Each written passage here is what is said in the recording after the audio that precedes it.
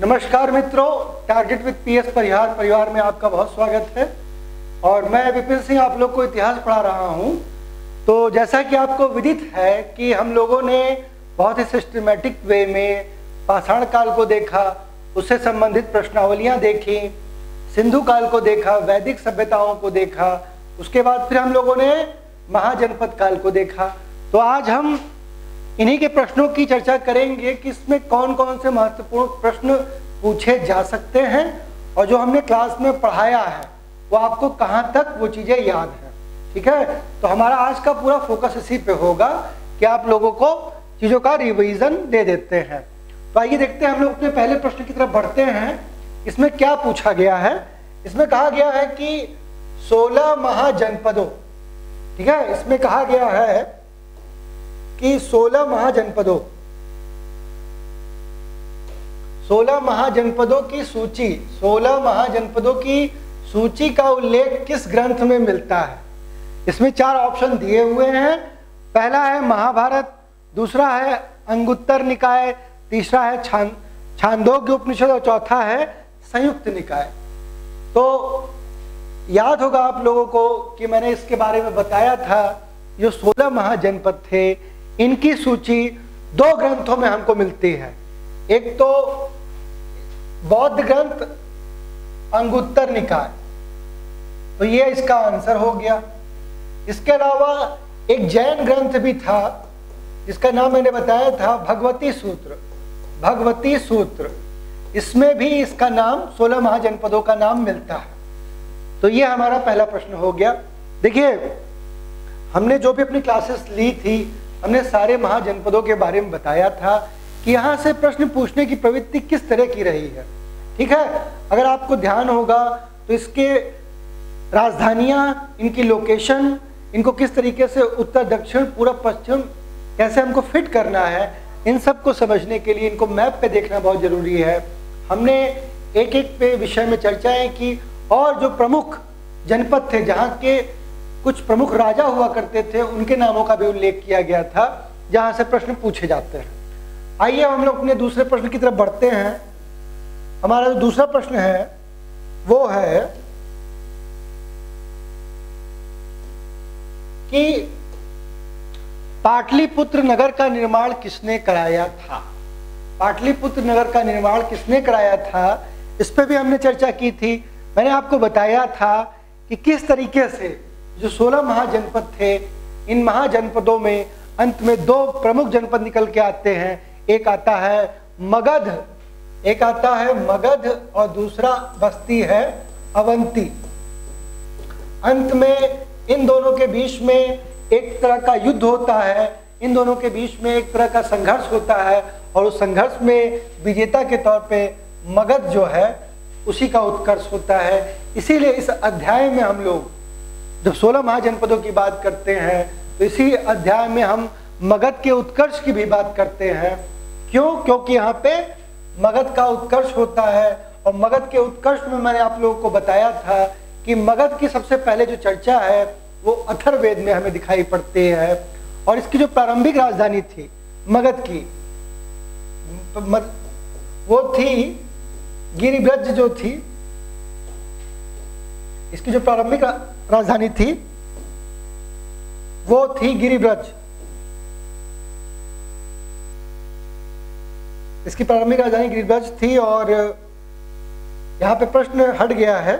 कोई बात नहीं, हम लोग बिना प्रश्न के भी इस पे कर सकते हैं। तो यहाँ जो प्रश्न पूछा गया था वो ये पूछा गया था कि पाटलिपुत्र, यहाँ पूछा गया था कि पाटलिपुत्र की स्थापना जो है किसने की थी। तो इसका उत्तर जो है मैंने आप लोग को बताया था, उदयन ने पाटलिपुत्र की स्थापना की थी। उदयन हर्यक वंश का या पितृहंता वंश का तीसरा शासक है और इसी ने पाटलिपुत्र की स्थापना की थी। तो ये हमारे प्रश्न का उत्तर है। हम लोगों ने मगध के बारे में पूरा विस्तार से देखा था और तमाम राजवंशों के जो शासक थे उनके बारे में पढ़ा था। तो इस प्रश्न का उत्तर जो है वो उदयन हो जाता है। अब अगले प्रश्न की तरफ बढ़ते हैं। हमारा जो तीसरा प्रश्न है वो है उज्जैन का प्राचीन काल में नाम क्या था? ठीक है, उज्जैन का प्राचीन काल में नाम क्या था? तो इसका आंसर हो जाएगा अवंतिका। इसका आंसर क्या है? अवंतिका। बहुत आसान है, ये क्लास में आप लोग को सारी चीजें बताई जा चुकी हैं। ठीक है, तो अवंतिका। अगला प्रश्न है हमारा,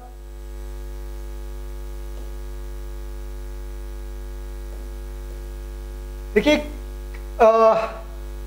पेरिप्लस ऑफ द इरिथ्रियन सी, ये किताब है।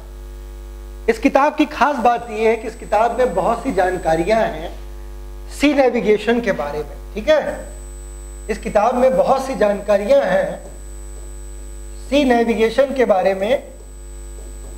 इसमें बहुत सी जानकारियां हैं। इस किताब में हमें अरिकामेडू की जानकारी मिलती है, जिसका कि रोम के साथ संबंध व्यापार हो रहा है, उसके बारे में जानकारी इसी किताब से मिलती है। ये जो भी किताब है, ये जहाज रानी पे से संबंधित एक महत्वपूर्ण किताब है, लेकिन इस किताब के जो रचनाकार हैं, पेरिप्लस ऑफ द इरिथ्रियन सी, इस किताब के जो रचनाकार हैं वो अज्ञात हैं, उनका नाम हमको नहीं पता है।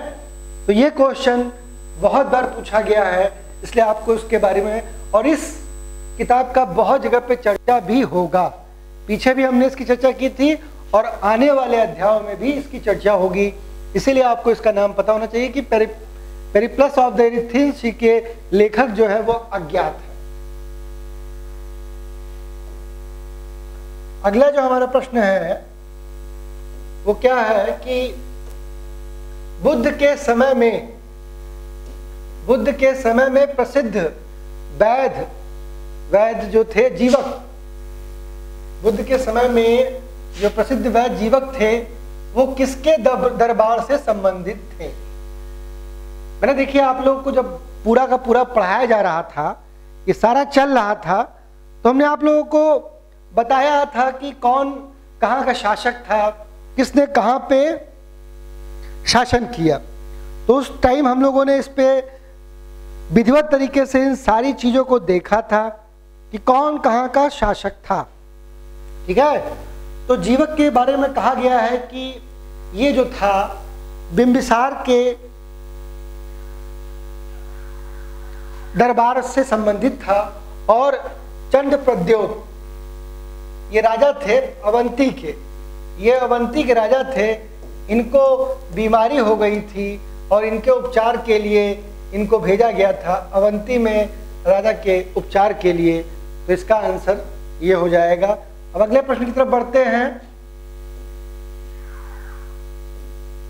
हमारा अगला प्रश्न ये है, निम्नलिखित में से कौन सिकंदर के साथ भारत नहीं आया था? ठीक है, निम्नलिखित में से कौन सिकंदर के साथ भारत नहीं आया था? तो इसमें ऑप्शन है, पहला नियार्कस, आर्नेसिक्रिटस, अरिस्टोबुलस और डाइमेकस। ठीक है, ये चार ऑप्शन है। सिकंदर का आक्रमण जो है वो 326 बीसी में होता है।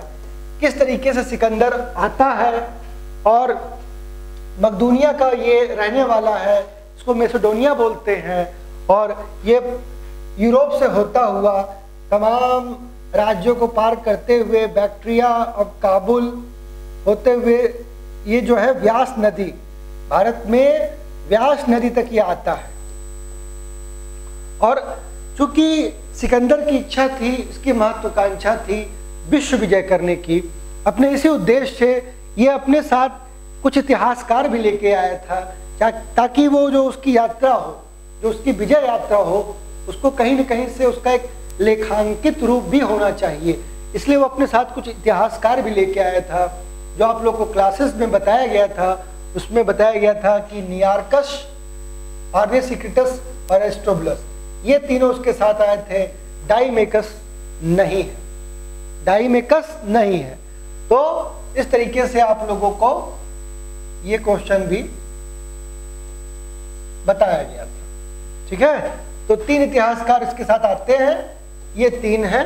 डाइमेकस इसके साथ में नहीं आया है। डाइमेकस बाद का है, ये जो है इसकी चर्चा बाद में होगी, और इसको भी हम आगे देखेंगे। तो इस तरह से हमारा ये छठा क्वेश्चन। अब हमारा अगला प्रश्न ये है कि विश्व की प्रथम गणतंत्रात्मक व्यवस्था कहां थी? ठीक है, विश्व की प्रथम गणतंत्रात्मक व्यवस्था कहां थी? मैंने आप लोगों को 16 महाजनपद बताते समय स्पष्ट तौर पे बताया था कि दो तरह की व्यवस्थाएं यहाँ पे हमें दिखाई पड़ती है। एक दिखाई पड़ता है राजतंत्र और दूसरा है गणतंत्र। ठीक है, गणतंत्र, राजतंत्र में एक ही व्यक्ति का शासन हो रहा है, एक ही राजा का शासन हो रहा है, जबकि गणतंत्र के अंतर्गत राजाओं के समूह का शासन होता था।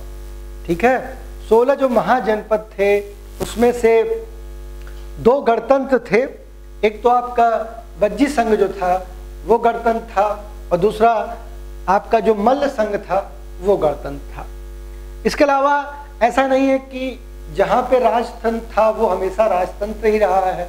ऐसी भी स्थितियां देखी गई हैं कि जहाँ पे राजतंत्रात्मक व्यवस्था थी बाद में उन्होंने गणतंत्रात्मक व्यवस्था अडॉप्ट कर ली, और जहाँ पे गणतंत्रात्मक व्यवस्था थी बाद में उन्होंने राजतंत्रात्मक व्यवस्था अडॉप्ट कर ली।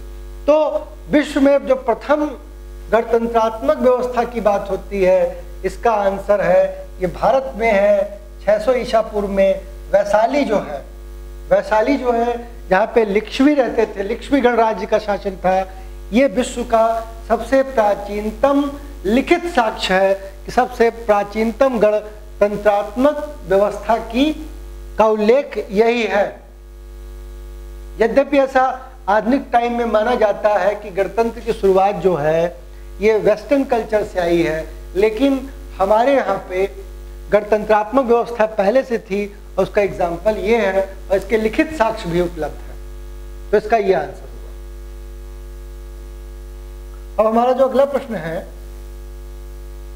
उसमें हमें मिलान करना है, सुमेलित कीजिए। ठीक है, इसमें हमको सुमेलित करना है। अब सुमेलित करने वाले में है क्या, इसमें 2 सूचियां दी गई हैं, एक में राजा का नाम है और दूसरा उसके राज्य का। इसमें हमको मिलान करना है कि कौन कहाँ का शासक है। ठीक है, अगर आपको कुछ याद आ रहा हो देखिए, ध्यान से देखें इस प्रश्न को और सोचें, क्योंकि सारी चीजें जो है आप लोगों को पढ़ाई जा चुकी थी, सारी चीजें आप लोग को बताई गई हैं। ठीक है, आइए हम लोग चर्चा करते हैं कि देखिए अभी ये चंड प्रद्योत है, अभी इसका नाम आया था, मैंने बताया कि ये अवंती का शासक है। ठीक है, प्रसेनजित ये जो थे कौशल के शासन थे, प्रसेनजित जो थे कौशल के थे। अजातशत्रु जो है, अजातशत्रु ये मगध का शासक है, और उदयन जो है ये वत्स जिसकी राजधानी कौशाम्बी है वहां का शासक है। तो कुल मिलाकर अगर देखते हैं तो क्या बन रहा है हम लोग का, हाँ ये हम लोग का क्या बन रहा है, पहले का 3रा है, बी का 2 है, सी का 4 है और डी का 1 है। 3 2 4 1, 3 2 4 1, तो हमारा आंसर सी हो जाएगा, हमारा आंसर सी हो जाएगा। अगले प्रश्न की तरफ हम लोग बढ़ते हैं। अगला प्रश्न क्या है, अगला प्रश्न ये है, तोलकाप्पियम ग्रंथ संबंधित है। देखिए जब आपकी क्लास चल रही थी तो इन सब पे व्यापक चर्चाएं हुई थी, इन पे हम लोगों ने विस्तार से चर्चा किया था। जो संगम काल है वो 2 चीज के लिए जाना जाता है। एक तो यहाँ पे साहित्यों की बड़ी रचना हुई थी, संगम के टाइम में तमिल साहित्य की बड़ी रचना हुई थी, तमिल साहित्य के लिए फेमस है। और संगम जो है तमिल साहित्य में 2 तरह के साहित्य यहाँ दिखाई पड़ते हैं, एक युद्ध से संबंधित और दूसरा जो है वो प्रणय संबंधित साहित्य दिखाई पड़ते हैं। ठीक है, और ये वही दौर है, ये वही दौर है जबकि 3 तरह के जो है संगम होते हैं। पहला, दूसरा और तीसरा, इसकी चर्चा की गई थी कि पहला, दूसरा और तीसरा, जो पहला संगम हुआ था उसके कोई भी साहित्य दुर्भाग्यपूर्ण तरीके से उपलब्ध नहीं है, और जो द्वितीय संगम हुआ था उसका मात्र एक ग्रंथ है, वो है तोलकाप्पियम। इसके जो लेखक थे उनका नाम था तोलकाप्पियर, और इनकी जो ग्रंथ है वो एक व्याकरण ग्रंथ था, ये आप लोगों को क्लास में बताया गया था। और जो तीसरा हुआ था इससे संबंधित बहुत से काव्यों की चर्चा की गई थी।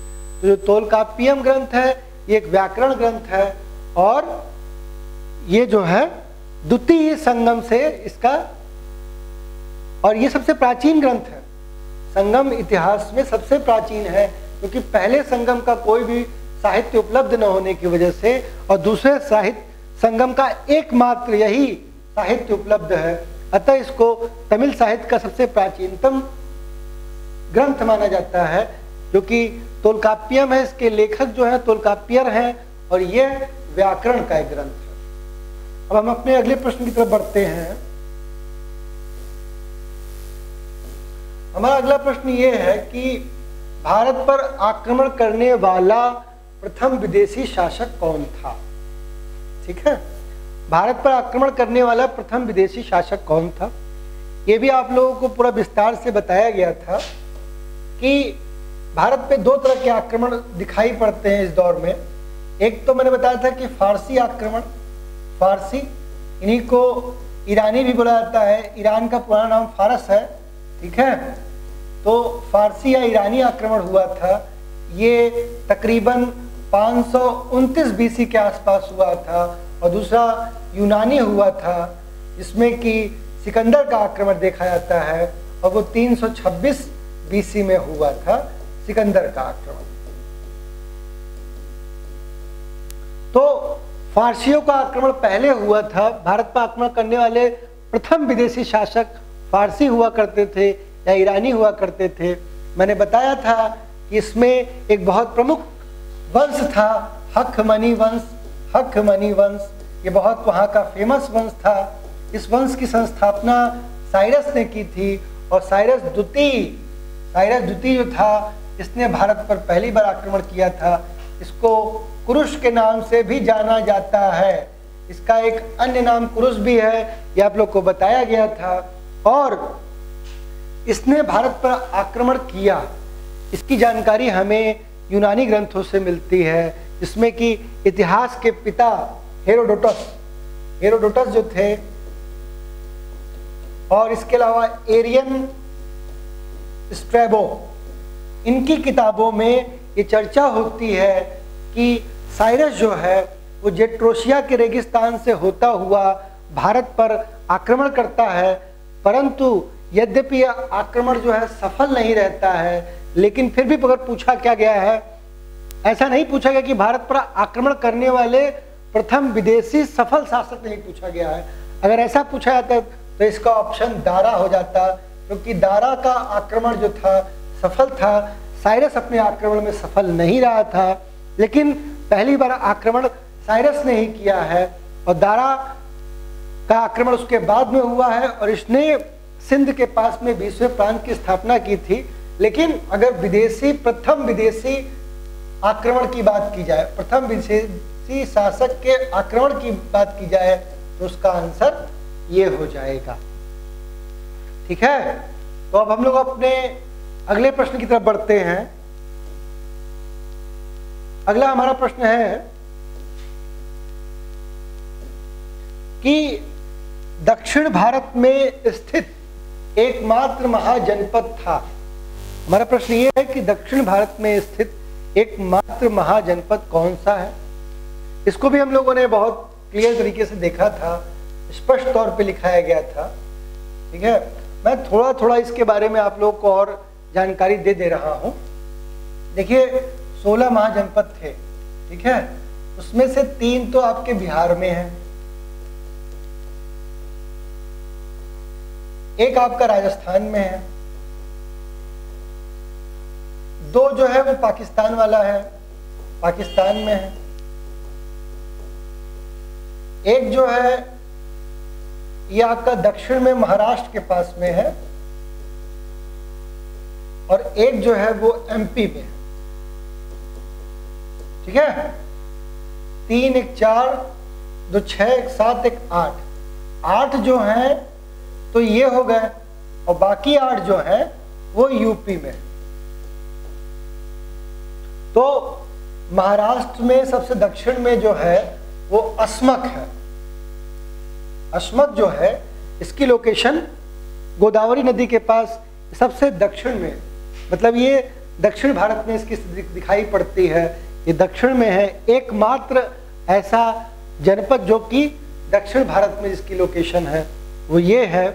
ठीक है, तो इस तरीके से आप लोग आराम से देख सकते हैं। राजस्थान में जो था वो था मत्स्य।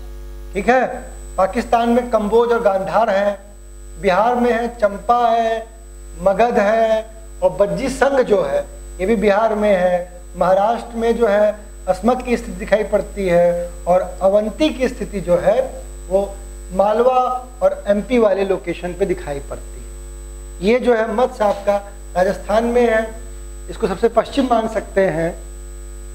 ठीक है, तो इस तरीके से इन सब चीजों की भी चर्चाएं क्लास में की गई थी। अब अगले प्रश्न की तरफ बढ़ते हैं।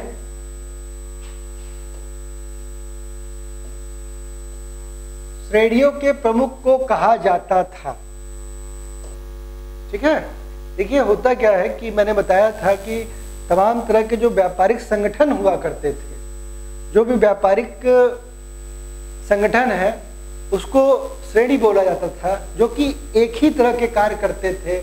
ऐसे व्यापारिक संगठनों को श्रेणी बोला जाता था। उसके जो प्रमुख थे उनको श्रेष्ठिन या सेट्टी बोला जाता था। लेकिन जो तमाम श्रेणी हैं, तमाम जो श्रेणियों का जो कारवा हुआ करता था, उसके प्रमुख को बोला जाता था सार्थवाह। यह आप लोगों को बताया गया है। और भिन्न भिन्न श्रेणियों के बीच में जो संबंध स्थापित करता था उसका नाम था भंडारा गारिक था। ठीक है, तो सार्थवा इसका हो जाएगा आंसर।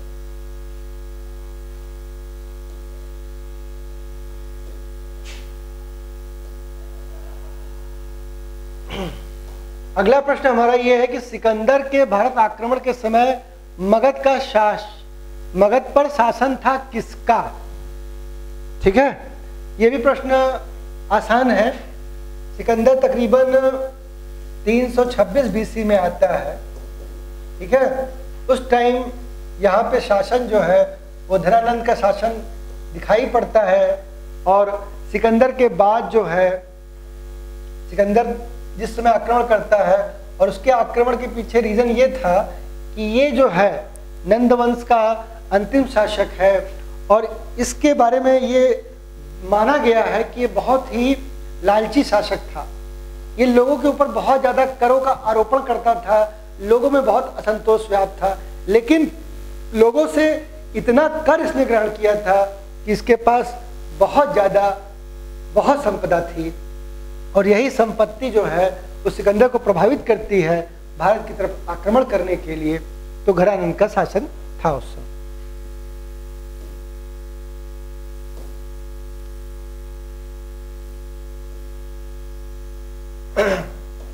इसके अलावा हमने देखा था कि तमाम तरह के राजवंशों की बात की गई थी इस अध्याय में, इसमें कि हर्यक वंश की बात की गई थी। ठीक है, तो पाटलिपुत्र को पुनः मगध की राजधानी किसने बनाया था?